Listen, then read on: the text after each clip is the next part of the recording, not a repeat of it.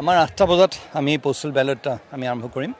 ইতিমধ্যে আমাৰ ষ্ট্ৰং ৰুমবিলাক খোলা হৈছে, অবজাৰ্ভাৰসকল আহি পাইছেহি আৰু নগাঁও জিলা প্ৰশাসন সম্পূৰ্ণভাৱে প্ৰস্তুত হৈছে আৰু যাৱতীয় যিখিনি প্ৰস্তুতিৰ প্ৰয়োজন আছিলে সেই গোটেইখিনি কৰা হৈছে। আপোনালোকক ধন্যবাদ জনোৱাৰ লগতে আপোনালোকৰ সংবাদ মাধ্যমৰ জৰিয়তে 2-4টামান অনুৰোধ জনাব বিচাৰিম ৰাইজক।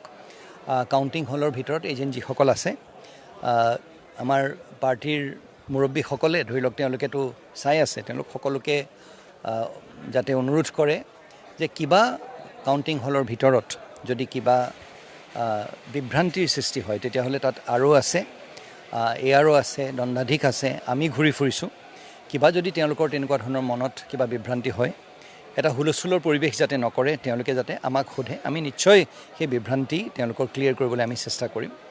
আৰু লগতে বিজয় সমদল সেইটো লোৱাৰ ক্ষেত্ৰত বৰ্তমান MCC চলি আছে, মডেল কোড অফ কণ্ডাক্ট। তাৰ বাবে অনুমতি নোলোৱাকৈ যাতে বিজয় সমদল নুলিয়াই ফটকা, ফুলজাৰি, মদিৰা পাণ ইত্যাদি ইত্যাদি কৰি এটা বিশৃংখল পৰিৱেশৰ সৃষ্টি যাতে জিলাখনৰ ভিতৰত নকৰে, সেয়া আমাৰ বিশেষ অনুৰোধ। আৰু যদি সেই অনুৰোধ নেমানে তেতিয়াহ'লে বিধিগত ব্যৱস্থা ল'বলৈ আমি বাধ্য হ'ম।